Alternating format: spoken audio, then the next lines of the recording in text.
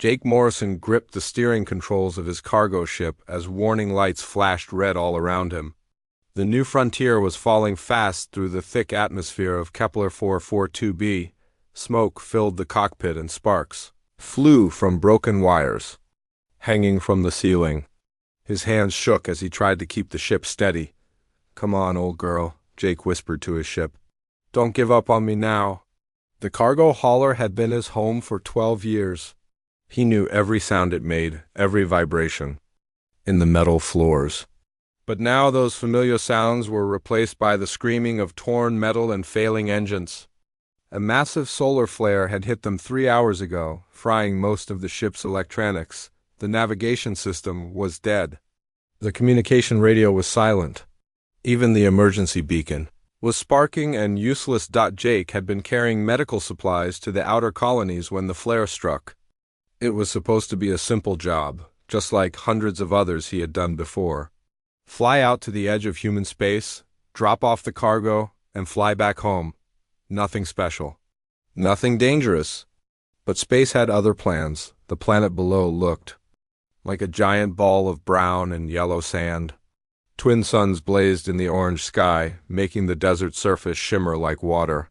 Jake could see no cities, no settlements, no signs of life anywhere. Just endless sand dunes stretching to the horizon.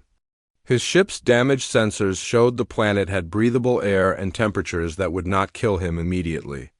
That was about all he could hope for now. The ship shuddered violently as it hit the upper atmosphere. Jake fought to keep the nose up, but the controls barely responded. The left engine was completely dead. The right engine was coughing and spitting like a dying animal. He had maybe 2 minutes before total engine failure. Jake scanned the desert below for the best place to crash. There, about 10 miles ahead, he spotted a flat area between 2 large sand dunes. It looked smooth enough that he might survive the landing. He aimed the ship toward it and said a quick prayer to whatever gods might be listening. The ground rushed up to meet him. Jake pulled back on the controls with all his strength, trying to level out the ship's descent. The landing gear had been damaged in the initial explosion, so he would have to belly land on the sand. He counted down the seconds until impact. 5.4.3.2. The new frontier hit the desert floor with the force of a small earthquake. Jake's body slammed forward against his safety harness. The ship bounced once, twice, then began to slide across the sand. Metal screamed against rock as the hull scraped along the ground. Cargo containers broke free and tumbled through the ship like deadly bowling balls. Jake's head struck the control panel and stars exploded behind his eyes. He tasted blood in his mouth. The world spun around him as the ship finally came to rest in a cloud of sand and smoke. For several minutes, Jake just sat in his pilot's chair, amazed to be alive. His left leg throbbed with sharp pain, and when he looked down he saw a piece of metal sticking out of his thigh. Blood soaked through his pants, but the wound did not look life-threatening. He would live, at least for now. Slowly, carefully, Jake unbuckled his harness and tried to stand. His injured leg nearly collapsed under his weight, but he managed to stay upright by leaning against the wall. He needed to assess the damage and gather supplies before the desert heat became unbearable. The ship's cargo bay was a disaster. Most of the medical supplies he had been carrying were scattered and broken. Emergency food packets lay torn and spilled across the floor. But Jake found a few intact items: 3 days' worth of food bars, a small water recycler that looked barely functional, a basic first aid kit, and some survival gear including a shelter, tarp, and a signal flare. Jake treated his wounded leg as best he could with the first aid supplies, wrapping it tightly with bandages. The metal fragment was embedded too deeply to remove safely, so he left it alone. He gathered his meager supplies into a backpack and prepared to leave the ship. Outside, the twin suns blazed down with incredible heat. Jake guessed the temperature was already over 120 degrees Fahrenheit, and it was still morning. By midday, it would be hot enough to cook a man alive.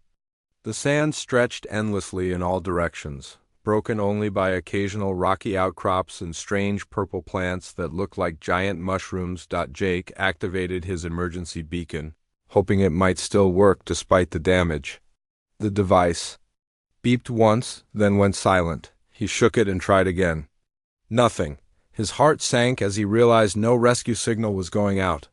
Nobody knew where he was. Nobody was coming to help.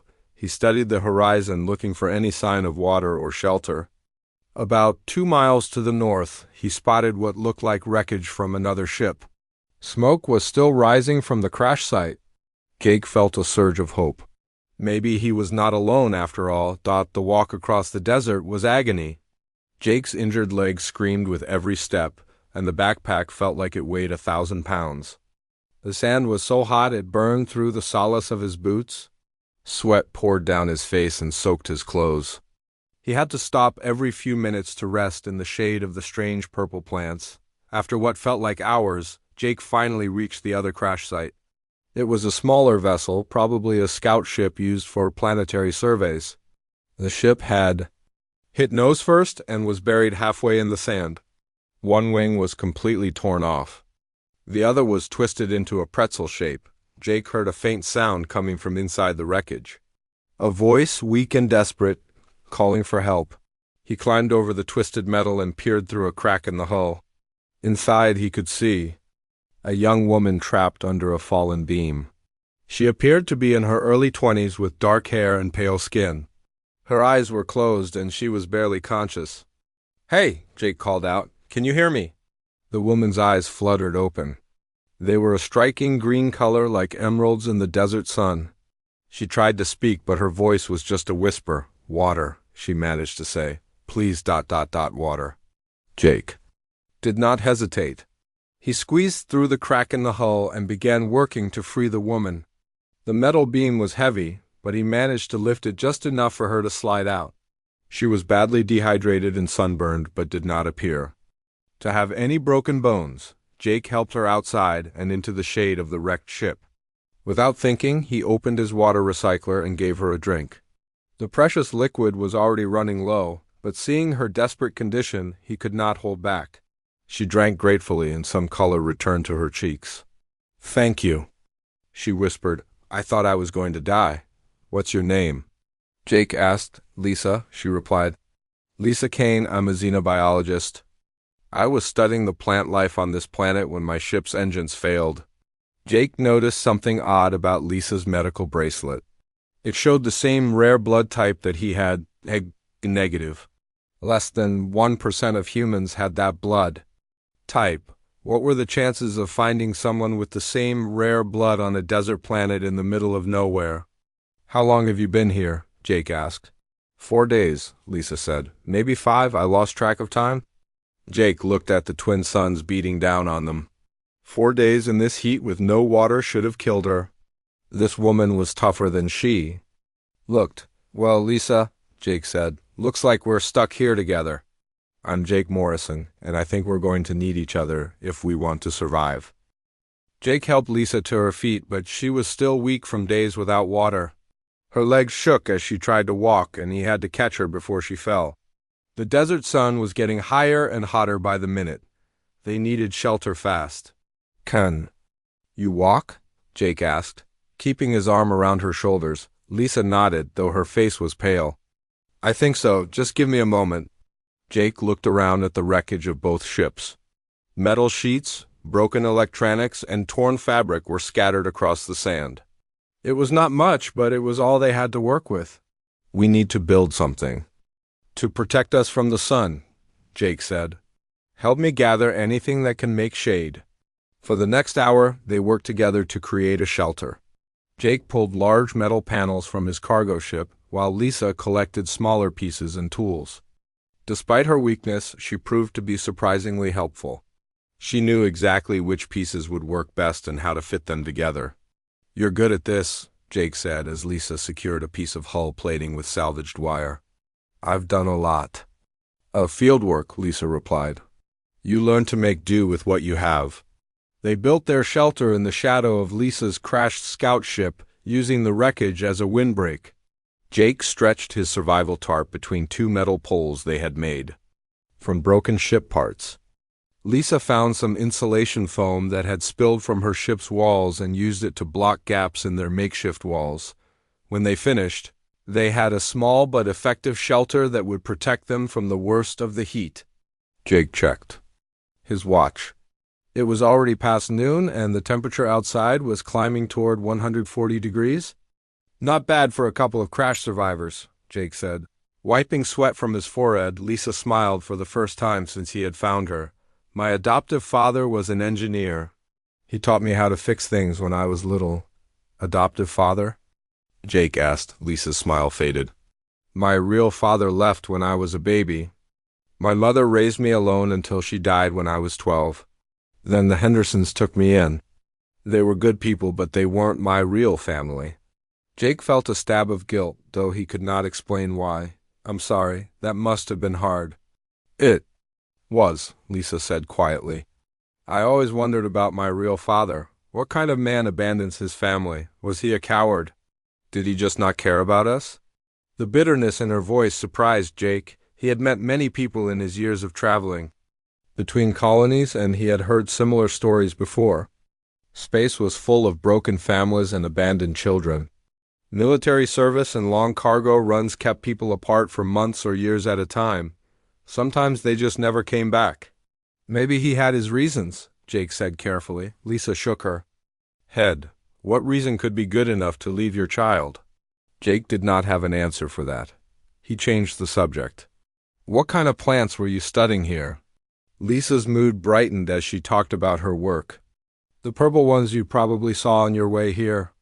They're called desert mushrooms, but they're not really mushrooms at all. They're more like giant cacti that store water in their stems. Water? Jake's ears perked up. How much water? A lot. Lisa said, each plant can hold several gallons. The problem is getting to it. The stems are covered in poisonous spines, and the water is mixed with toxins that can make you sick. Jake's mind raced. If they could find a way to extract and purify the water from these plants, they might be able to survive much longer than he had thought. Is there a way to clean the water? He asked. Lisa nodded. I was working on that before my ship crashed. I had some chemical filters in my equipment, but they're probably destroyed now. They spent the rest of the afternoon going through the wreckage of Lisa's ship looking for anything useful. Most of her scientific equipment was broken, but they found several items that might help them survive. A small solar panel that still worked, some chemical testing strips, and a metal container that could be used for boiling water. As the sun began to set, the temperature finally started to drop. Jake shared some of his food bars with Lisa, and they both drank carefully from his water recycler. The device was working, but barely. It made strange noises and only produced a few drops of clean water every hour. How long will that last? Lisa asked, pointing at the recycler. Jake shrugged. Hard to say. Maybe another day or two if we're lucky. Lisa was quiet for a moment. I know how to extract water from the desert mushrooms, she said finally. It's dangerous, but it might work. How dangerous? The spines contain a paralytic toxin. One scratch and you'll be paralyzed for hours, and the water inside is acidic. We'd need to boil it and filter it multiple times to make it safe. Jake looked out at the desert where dozens of the purple plants dotted the landscape. It's better than dying of thirst. That night, as they lay in their shelter listening to the wind blow sand against the metal walls, Lisa told Jake more about her life. She had grown up on a small farming colony called New Eden, where the Hendersons had raised her as their own. She had been a good student, especially in science, and had earned a scholarship to study xenobiology at the Colonial University. I chose xenobiology because it meant I could travel, Lisa said. I thought maybe I'd find my father someday, or at least learn what happened to him. What do you know about him? Jake asked. Not much. My mother never talked about him. All I know is that he was a pilot in the Colonial Defense Force. He had amber eyes like mine, and he was stationed on Luna Base before I was born. Jake felt his heart skip a beat. Luna Base. He had been stationed there 15 years ago, before his deployment to the Outer Rim, and his eyes were amber, just like Lisa's. Do you know his name? Jake asked, trying to keep his voice steady. Lisa shook her head. My mother took his name to her grave. She said it was better that way. Jake stared up at the metal roof of their shelter, his mind spinning. It was probably just a coincidence. Hundreds of pilots had been stationed at Luna Base over the years. Many of them had amber eyes. But something about Lisa seemed familiar, though he could not place what it was. What about you? Lisa asked. Do you have any family? Jake was quiet for a long moment. I used to, he said finally. A long time ago, but I made some bad choices. Hurt people I cared about. Now I'm alone. I'm sorry, Lisa said softly. Don't be. I deserved it. The next morning, Jake woke to find Lisa already up and working on something outside their shelter. She had built a small fire using broken electronics and was boiling water in the metal container they had found. What are you doing? Jake asked. Making breakfast, Lisa said with a smile. I found some edible roots near the crash site. They're not much, but they'll give us energy. Jake was amazed. In just one day, Lisa had transformed from a helpless crash victim into a skilled survival expert. She seemed to know exactly what plants were safe to eat and how to prepare them. She had even rigged up a better water collection system using parts from both ships. Where did you learn all this? Jake asked. Field research, Lisa said. I've been on a lot of dangerous planets. You learn fast or you die. As they ate their meager breakfast, Jake found himself watching Lisa carefully. There was something about the way she moved, the way she tilted her head when she was thinking. It reminded him of someone, but he still could not remember who. Lisa, he said finally, what was your mother's name? Lisa looked up from her food. Carmen Walsh, why? The name hit Jake like a physical blow. Carmen Walsh. He remembered her now. Beautiful, intelligent Carmen with her green eyes and infectious laugh. They had been lovers during his time on Luna Base. She had been a communications officer, and they had spent every free moment together. Jake's hands began to shake. Carmen had been pregnant when he left for his deployment. She had told him just before he shipped out for what was supposed to be a 6-month mission to the Outer Rim. But the mission had stretched into years, and by the time he returned, Carmen was gone, transferred to another base, he was told. He had tried to find her, but space was vast and people moved around constantly. Now, 15 years later, he was sitting in a desert shelter with a young woman who might be his daughter. The daughter he had never known existed. Jake looked at Lisa's face, really looked at it for the first time. She had Carmen's green eyes and sharp cheekbones, but her amber eyes and stubborn chin were his own. How had he not seen it before? Jake? Lisa asked, noticing his strange expression. Are you okay? Jake forced himself to smile. I'm fine. Just thinking, but inside his world was spinning out of control. He was trapped on a desert planet with his own daughter, and she had no idea who he was. The daughter who had spent her whole life hating him for abandoning her family. The daughter whose life now depended on him. Jake stared at Lisa as she worked by the fire, his mind racing with the terrible truth. Carmen Walsh, the name echoed in his head like a gunshot. He remembered everything now. The way Carmen laughed at his jokes. The way she held his hand when they walked through the Luna Base gardens. The way she had looked when she told him about the baby. I'm pregnant, Jake, Carmen had said, her green eyes shining with tears. I know the timing is terrible with your deployment coming up, but I wanted you to know before you left. Jake had been shocked but happy. He had promised to come back to her, promised to be a good father, but the mission to the Outer Rim had gone wrong. What was supposed to be 6 months had turned into 3 years of fighting pirates and protecting supply lines. When he finally returned to Luna Base, Carmen was gone. She transferred out, his commanding officer had told him. Didn't leave a forwarding address. Jake had tried to find her, but the Colonial Defense Force was huge. People moved between bases constantly. After a few months of searching, he had given up. He told himself that Carmen must have found someone else, someone better. He never knew. She had died. He never knew about Lisa. Now, his daughter was sitting just a few feet away, and she hated him without even knowing who he was. Jake, Lisa said, looking up from the fire, you look pale. Are you feeling sick? Jake forced himself to focus. Just tired. How's the water coming? Lisa held up a small cup of clear liquid. I managed to extract about half a cup from one of the desert mushrooms. It's not much, but it's safe to drink. I tested it with my chemical strips. Jake nodded, but his mind was elsewhere. He wanted to tell Lisa the truth, but how could he? She had spent her whole life believing that her father was a coward who had abandoned her. If he told her now, while they were fighting for survival, it might destroy her completely. The third day on the desert planet was the worst yet. The twin suns seemed even hotter than before, and Jake's water recycler finally gave up completely. It made a sad, wheezing sound and then went silent. They were down to less than a cup of water between them. Lisa had been working since dawn, trying to extract more water from the desert mushrooms. But the process was slow and dangerous.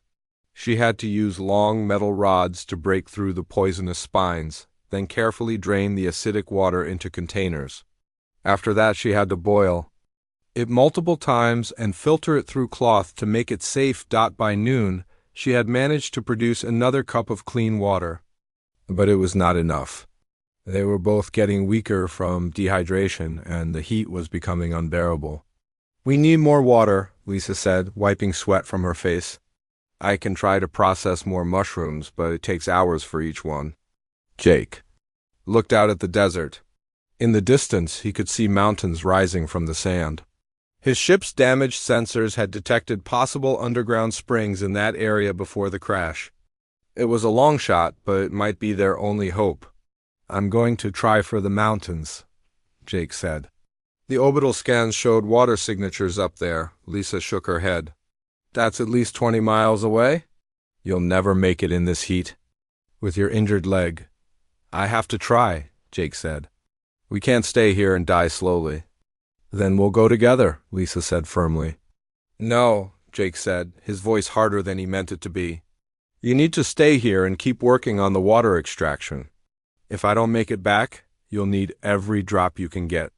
Lisa stared at him. Why are you doing this? Why are you risking your life for me? We barely know each other.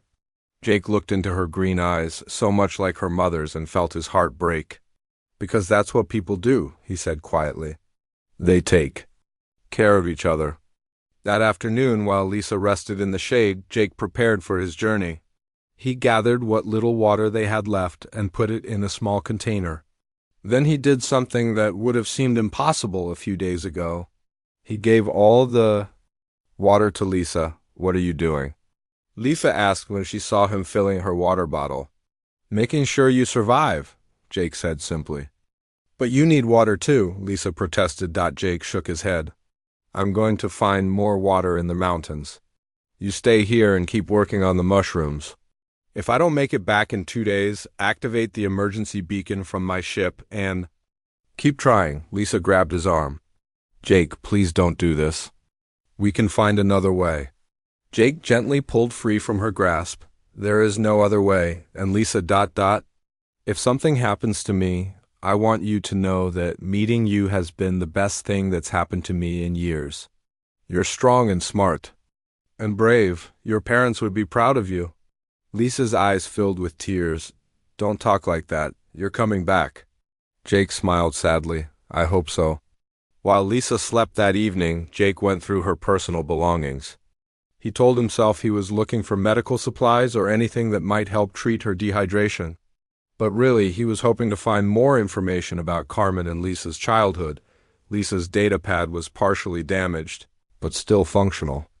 Jake felt guilty about invading her privacy, but he needed to know more about his daughter's life. He scrolled through her files, reading about her research and her travels to different planets. Then he found a folder labeled Personal Search. Jake's heart pounded as he opened it. Inside were dozens of files related to Lisa's search for her father. Military records, personnel databases, photographs, and letters. Lisa had been searching for him for years. Jake opened one of the photo files and almost dropped the datapad. It was a picture of Carmen, young and beautiful in her Colonial Defense Force uniform. She was standing next to a man in pilot's gear, both of them smiling at the camera. The man was Jake, 15 years younger and full of hope for the future. The photo was labeled Luna Base Mom and Dad, 1 week before deployment. Carmen had kept their picture all these years, she had told Lisa about him, but had never revealed his name or location. Jake read through Lisa's research notes with growing amazement. She had tracked down dozens of pilots who had served on Luna Base during the right time period. She had visited recruitment offices, searched through old mission reports, and even hired private investigators, all trying to find the man who had abandoned her. One file contained a list of potential candidates. Jake's name was on the list, along with his physical description and service record. But the file was marked unable to locate, no current address on file.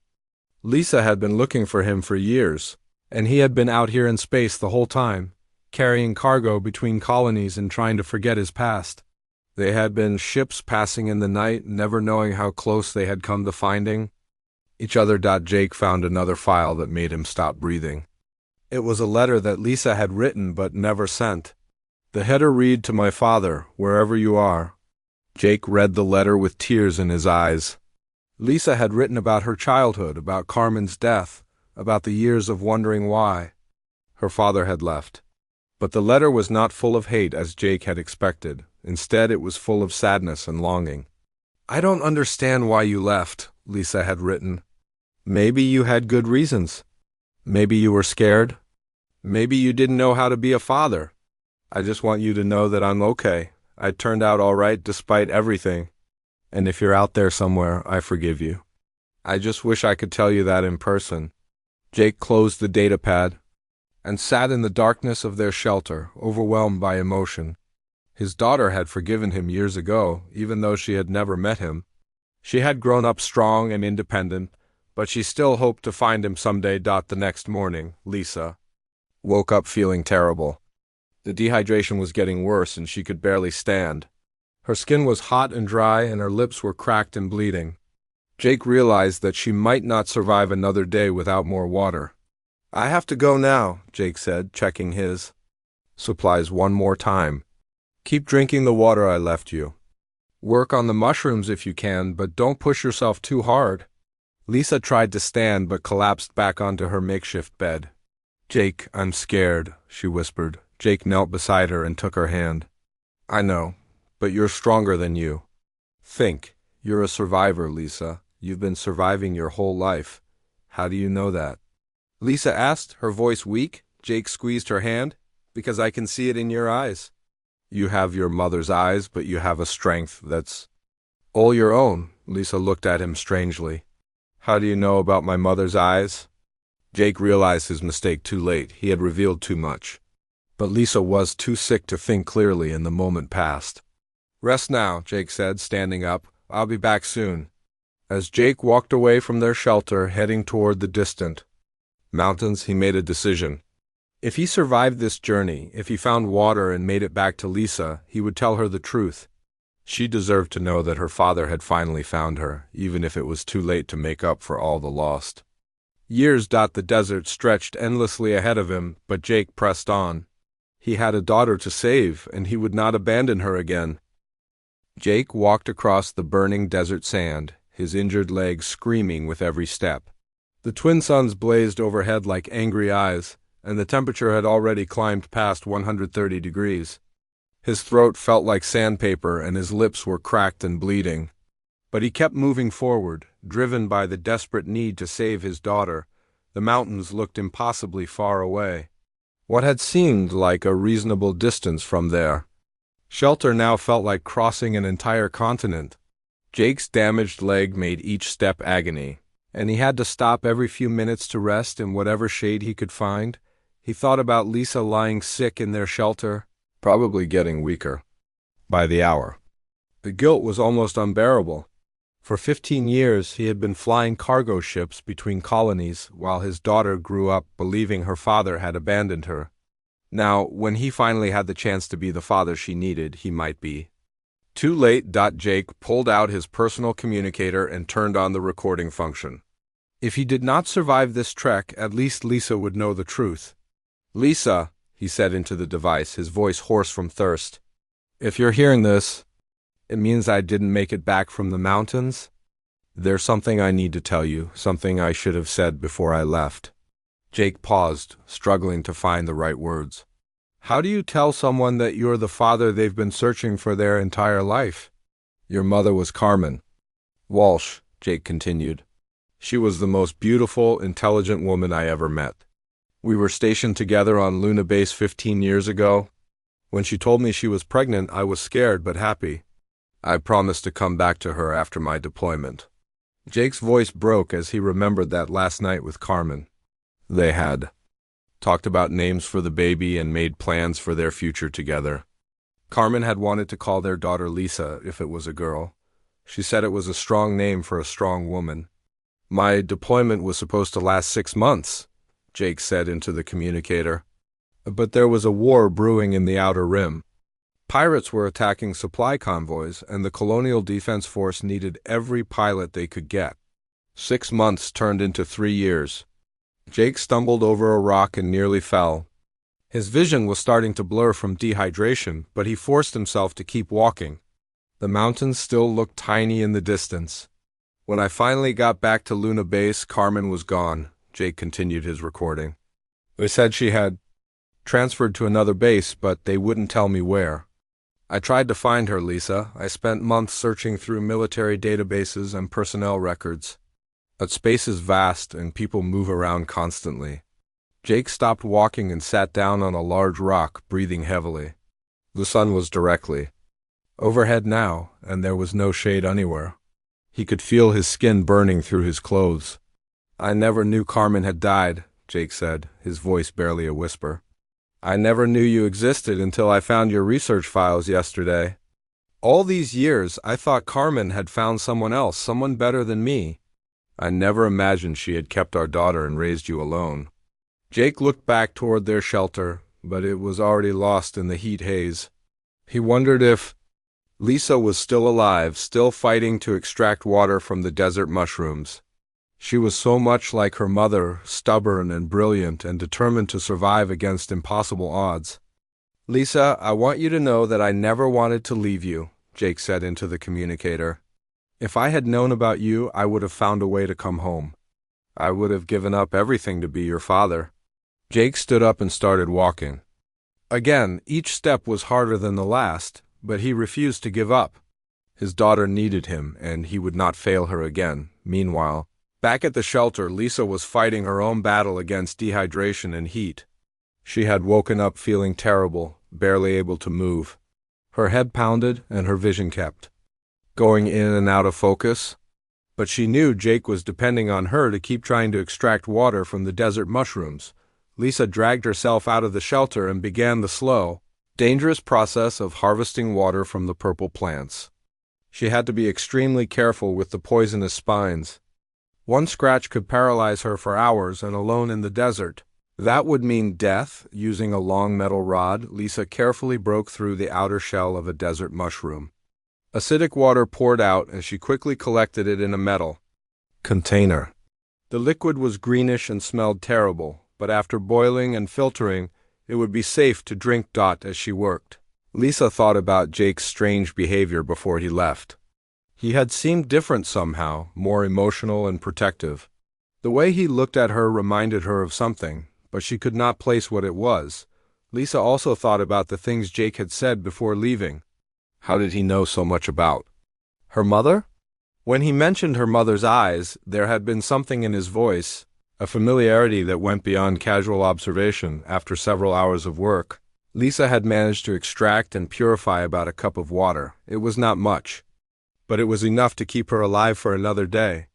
She drank half of it immediately and saved the rest for later. As the afternoon wore on, Lisa began to worry about Jake. The mountains were much farther than they had appeared from the shelter.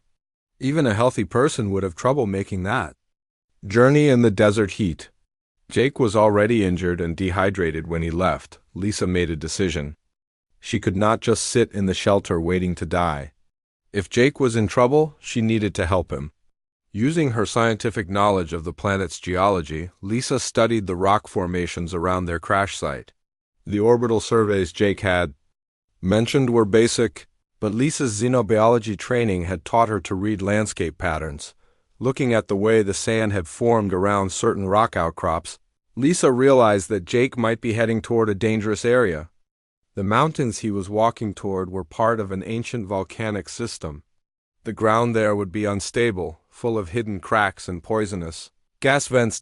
Lisa gathered her remaining supplies and began to follow Jake's trail. His footprints were easy to track in the soft sand, especially since his injured leg left a distinctive dragging mark. She moved slowly to conserve energy, but she was determined to catch up with him before he reached the dangerous volcanic region. As Lisa walked, she used her knowledge of desert plants to find additional sources of water. She discovered that some of the smaller purple plants had root systems that extended deep underground, tapping into hidden moisture. By carefully digging around these roots, she was able to extract small amounts of relatively clean water. The technique was something she had learned during her research on other desert planets. It was slow and labor-intensive, but it was safer than processing the larger mushrooms with their poisonous spines. Lisa filled a small bottle with the precious liquid and continued following Jake's trail. Hours passed, and the sun began to sink toward the horizon. Lisa was exhausted and dehydrated, but she pressed on. Jake's footprints were becoming more erratic, wandering back and forth across the sand. He was clearly getting disoriented from heat and thirst. Finally, as the twin suns set and the temperature began to drop, Lisa spotted a figure in the distance. It was Jake, collapsed on the ground near the entrance to a narrow canyon. He was not moving. Lisa ran toward him as fast as her weakened legs could carry her. When she reached Jake, she found him unconscious and burning with fever. His skin was red and blistered from sun exposure, and his lips were cracked and bleeding. But he was still breathing. Lisa quickly gave Jake some of the water she had collected, forcing small sips between his cracked lips. Slowly his eyes fluttered open. "Lisa?" Jake whispered, his voice barely audible. "How did you find me?" "I followed your trail," Lisa said, helping him sit up. "You were heading straight for the volcanic region. The ground there is dangerous." Jake looked around, confused. "I was trying to reach the mountains." "The water... There might be water here too," Lisa said, studying the canyon entrance. "This looks like it could be a seasonal stream.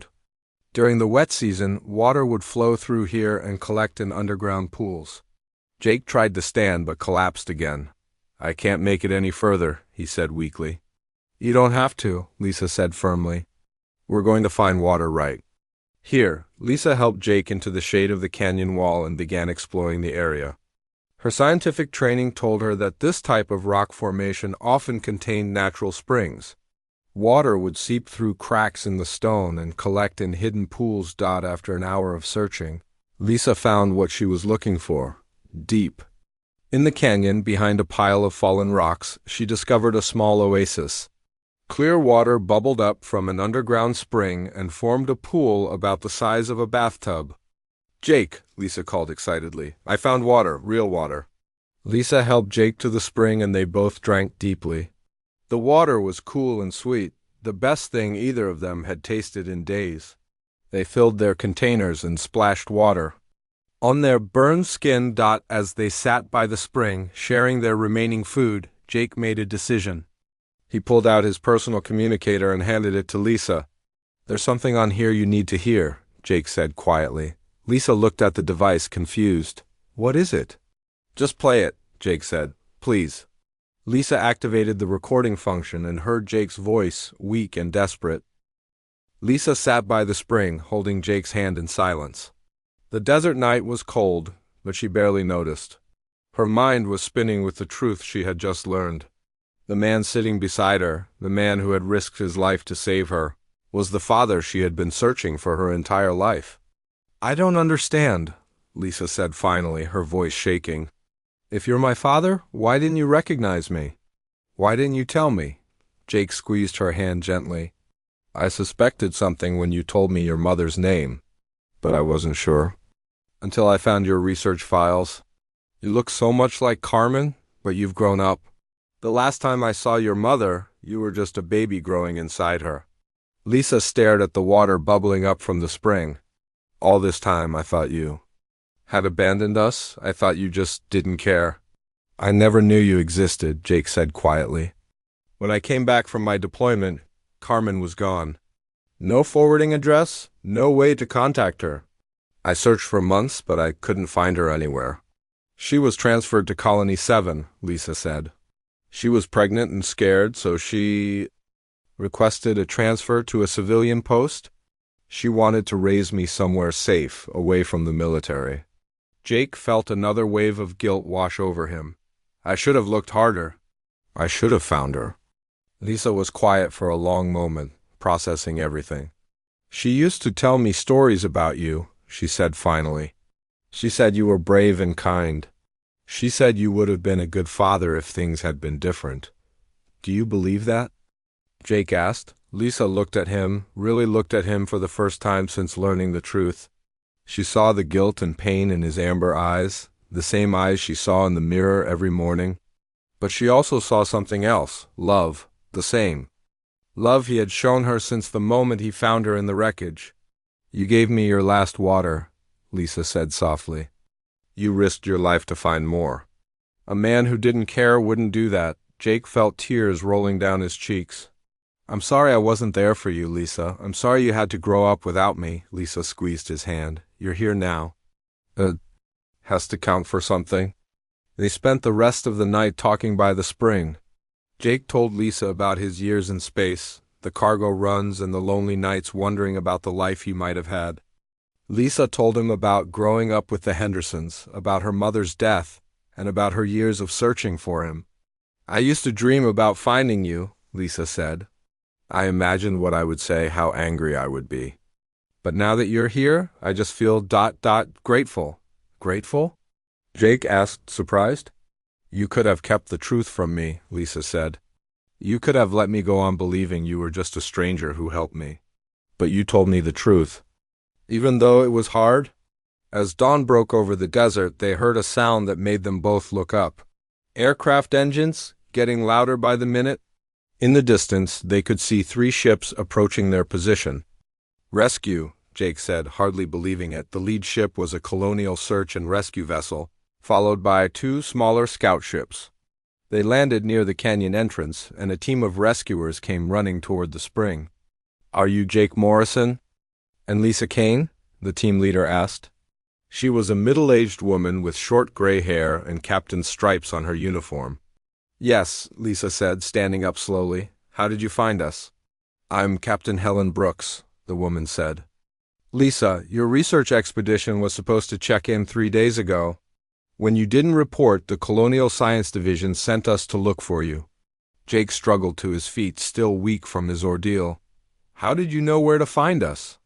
We tracked the crash sites first, Captain Brooks explained. Then we followed your trail across the desert. Dr. Kane, your colleagues were very worried about you. Lisa looked embarrassed. I was supposed to file daily reports. I completely forgot after the crash. Don't worry about it, Captain Brooks said with a smile. We're just glad you're both alive, but we need to get you to medical treatment immediately. You're both severely dehydrated and suffering from heat exposure. The rescue team helped Jake and Lisa to the medical ship. As they flew toward the main colony base, Lisa sat beside Jake in the passenger compartment. The medical officer had given them both 4 fluids and pain medication, and Jake was feeling more alert than he had in days. What happens now? Lisa asked. Quietly, Jake looked out the window at the desert passing below them. I don't know. I suppose you'll go back to your research and I'll go back to hauling cargo. Lisa shook her head. That's not what I want. What do you want?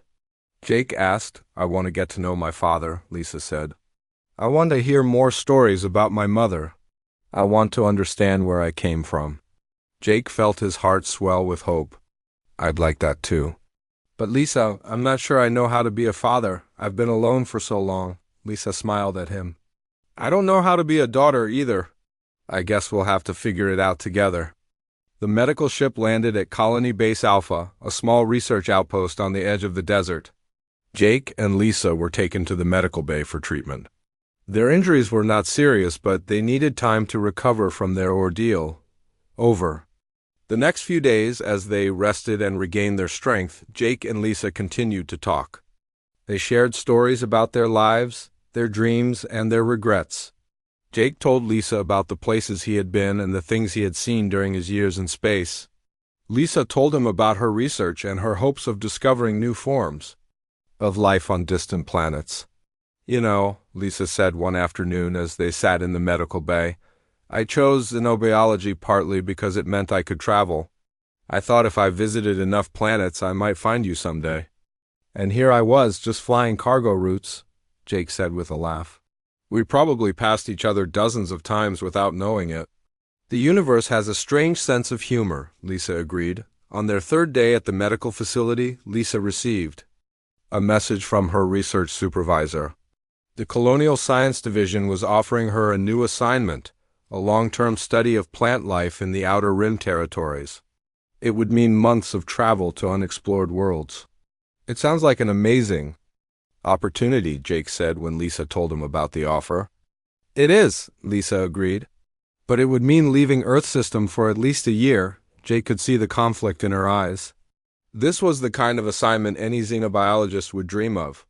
But it would separate them again, just when they had found each other. You should take it, Jake said finally. Lisa looked surprised. But we just found each other. Which is exactly why you should go, Jake said. Lisa, you're a brilliant scientist. You have a chance to make real discoveries, to advance human knowledge. I won't be the reason you give that up. Lisa was quiet for a moment. Then she smiled. What if you came with me? What do you mean? The expedition needs cargo support, Lisa explained. Ships to carry supplies and equipment between research sites. You could apply for the contract. We could work together. Jake felt a surge of excitement. You'd want that? Having your old man tagging along on your big assignment? I can't think of anyone I'd rather have watching my back, Lisa said. Jake grinned. In that case, I'd better go talk to your supervisor about that cargo contract. 2 weeks later, Jake's ship, the New Hope, launched from Colony Base Alpha. The old New Frontier had been too damaged to repair, but Jake had used his savings to buy a newer vessel. Lisa sat in the co-pilot seat, reviewing the mission briefings for their first destination. Ready for this? Jake asked as they prepared to jump to hyperspace. Lisa looked at her father and smiled. I've been ready my whole life. As the stars stretched into lines outside the cockpit window, Jake thought about the strange path that had brought them together. A solar flare had destroyed his ship and stranded him on a desert planet. He had shared his last water with a stranger. Not knowing she was the daughter he had lost 15 years ago, sometimes the universe worked in mysterious ways. Sometimes the worst disasters led to the greatest discoveries. And sometimes, when you least expected it, you found the family you thought you had lost forever. Jake reached over and squeezed Lisa's hand as they jumped into hyperspace, heading toward their new life together among the stars. Father and daughter, pilot and scientist, finally united and ready to explore the galaxy as a team. The desert planet fell away behind them, but neither of them looked back. They were too busy looking forward to the adventures that lay ahead.